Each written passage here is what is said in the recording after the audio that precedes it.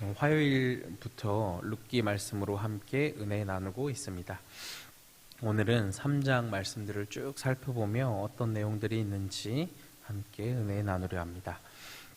먼저는 이 나오미의 상황을 우리가 주의 깊게 살펴볼 필요가 있습니다. 우리가 앞서 봐서 알겠지만 나오미는 룻의 행복을 위해 결혼시키기 위하여 과감하게 계획을 세우고 있습니다. 과감한 결정을 내리고 있는 것입니다. 남편도 자식도 모두 잃어버리고 이미 며느리 룻과 살아가는 외로운 처지의 나오미였지만 룻을 진정으로 사랑하여서 그의 행복을 위해서 이 계획을 준비하고 있는 것입니다. 그런데 이미 나오미는 두 며느리에게 재혼하라고 새 삶을 출발하라고 이미 이야기한 것으로 보아 이 나오미는 이미 이타적인 사랑을 실천하는 인물로 볼 수 있습니다. 룻기는 이 주인공 룻을 주인공으로 하는 책이지만 이 주변 인물들, 주위 사람들과의 관계를 통해서 아름다운 사랑과 신앙 이야기를 엿볼 수 있는 것입니다. 전체적인 나오미의 계획을 당시 시대상과 더불어 좀 살펴보려 합니다. 보아스를 향한 이 룻의 청혼 방법은 우리 들어보셨을 수도 있는 고엘 제도에 근거한 것이었습니다.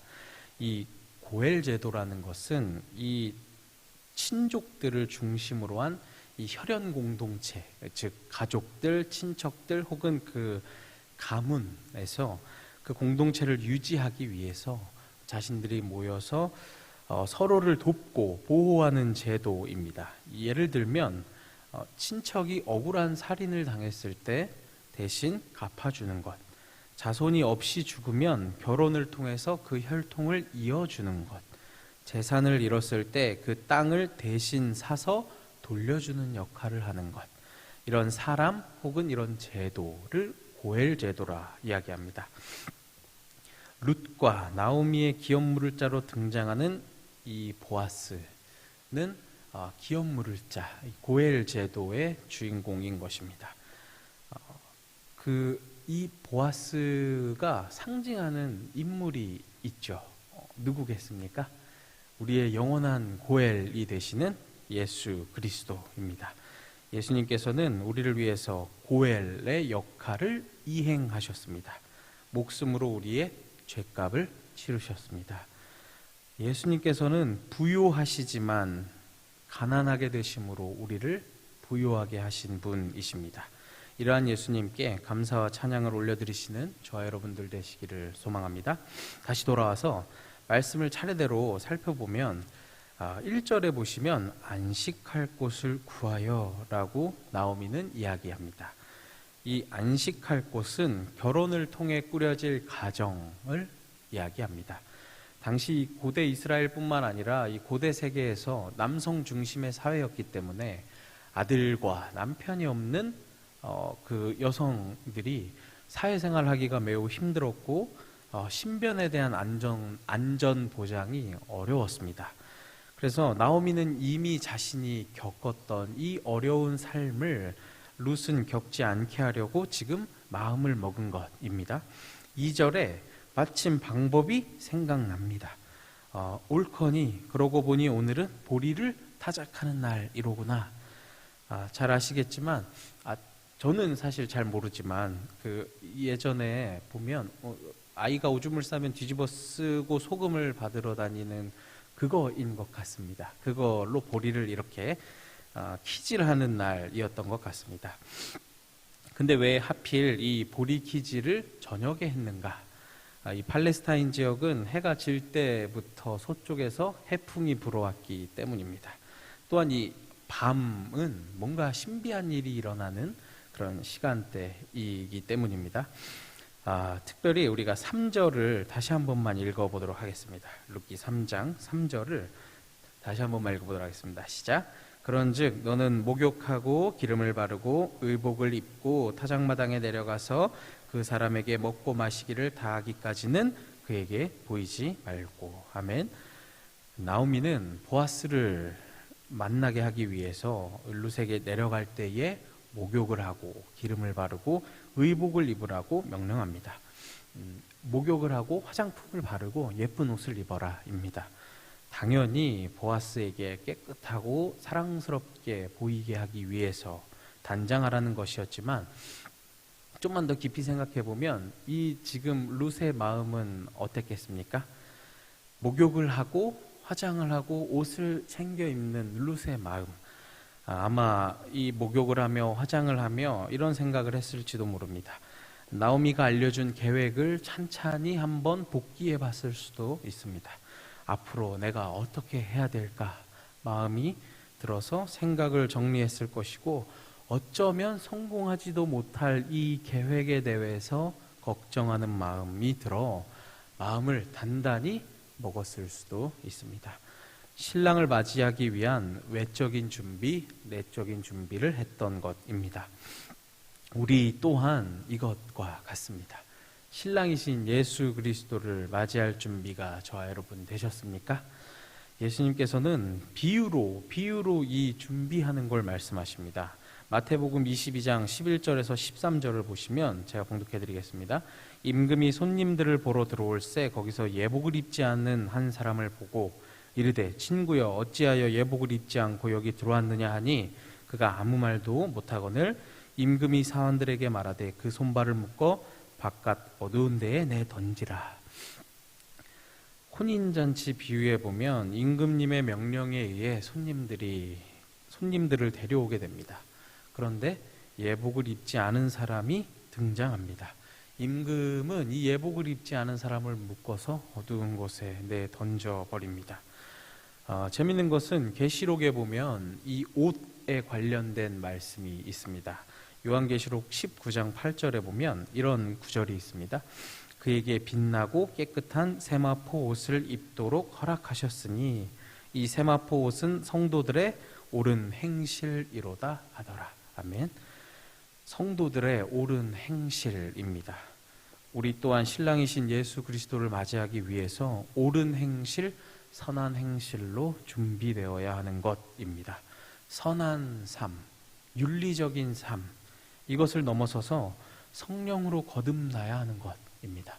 성령으로 거듭난 성도가 하나님을 믿고 따라가는 그 삶, 성령에 충만해서 누군가에게 착하게 보이려고 선한 일을 행하는 것이 아니라 하나님을 너무나 사랑해서 하나님의 뜻대로 정결한 삶, 선한 삶을 살아내는 것, 자동으로 사라지는 것, 이러한 삶, 성령에 충만한 삶을 사시는 저와 여러분들 되시기를 소망합니다. 계속 이어보면 이제 타작마당에서 이 보아스 발치에 누워있던 룻이 청혼을 합니다. 뭐라고 청혼하냐면 당신의 옷자락을 펴 여종을 덮으소서입니다. 이 여종이란 단어가 조금 재밌습니다. 저는 이 학교에서 히브리어 공부할 때 이 룻기로 히브리어를 공부했었는데 단어가 다릅니다. 어떤 것과 단어가 다르냐면 룻기 2장 13절에도 룻은 보면 자신을 하녀라고 이야기합니다. 보아스와 얘기할 때. 근데 여기 나오는 이 2장의 하녀와 3장의 이 여종의 단어가 다릅니다. 3장은 이 아마테카라는 단어인데 2장에서는 쉬프하라는 단어입니다. 뭐가 다르냐면 이 3장의 이 여종이란 단어는 이제 룻이 청혼함을 염두에 두고 선택한 단어입니다.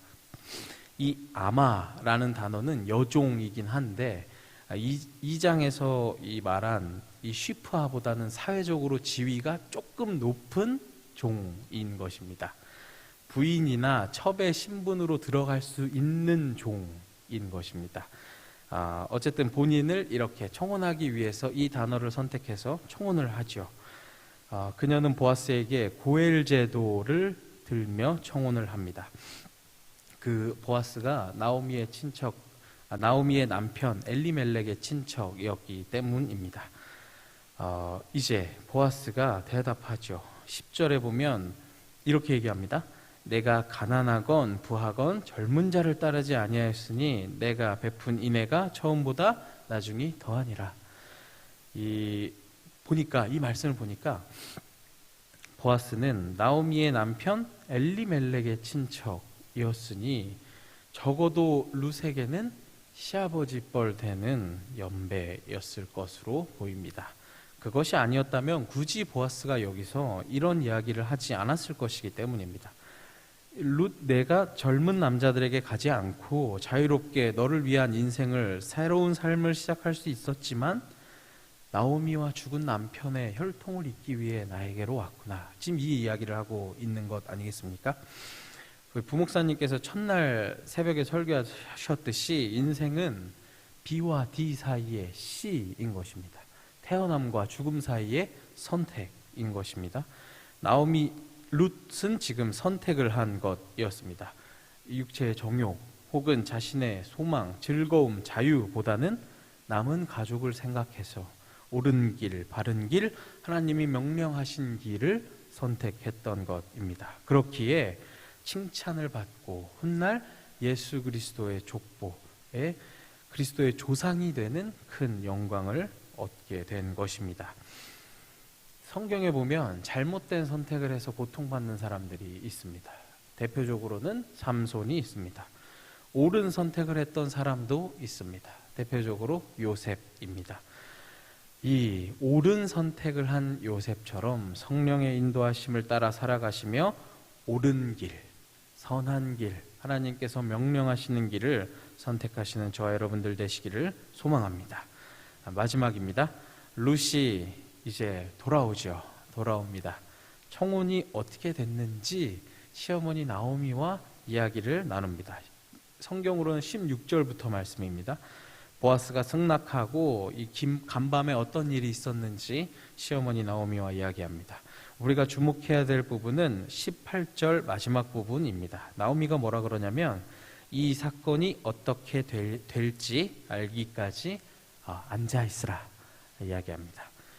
이 일이 어떻게 될지 이 아람어 구약 성경 버전에는 이렇게 번역합니다. 이 일이 하늘에서 어떻게 판결나는지 그리고 그 일이 어떻게 해결되는지라고 번역했습니다. 가만히 앉아있으라, 기다리라 명령합니다. 이 나오미의 말은 사람의 노력 뒤에 이제 일하시는 하나님을 신뢰하며 그 하나님이 일하시는 것을 기다려라 지금 명령하는 것이었습니다. 우리도 나오미의 이 신앙을 닮을 필요가 있습니다. 사람이 할 수 있는 최선의 노력을 다한 뒤에는 하나님께 맡기고 하나님께서 뜻대로 이루실 것이라는 사실을 믿고 우리가 기다려야 하는 것입니다. 오늘날 우리는 이러한 태도를 가져야 될 줄로 믿습니다. 우리가 하는 것이 사업이든 혹은 어떤 문제든 우리 삶의 어떤 것이든 우리는 종종 우리가 어떻게 하지 못하는 부분까지 해결하려 전전긍긍합니다. 하나님께서 하나님의 뜻대로 이루어 가실 것을 믿고 그러한 사실을 확신하며 담대하고 평안함 가운데 나아가야 하는 줄로 믿습니다. 최선을 다한 후에는 하나님께 맡기시기를 바랍니다. 그러할 때 하나님께서 항상 우리에게 선한 결과로 이끌어 주실 줄 믿습니다. 좀만 더 나아가서 바라기는 요기의 신앙에서 한 발자국 더 나아가서 다니엘 3장 18절에 보면 사드락과 메삭과 아벳느고의 이야기가 나옵니다. 절하지 않으면 불에 던지겠다 으름장 놓는 느부갓네살 왕에게 이야기합니다. 하나님께서 능히 건져내실 것이다. 그렇게 하지 아니하실지라도 우리가 왕과 금신상에게 절하지 않겠다. 말한 이 세 사람처럼 하나님께서 설사 우리 인생에 우리가 원하는 결과를 허락하지 않으시더라도 여전히 하나님을 따르시며 신뢰하시는 성숙한 믿음의 그리스도인들 되시기를 소망합니다. 기도하겠습니다.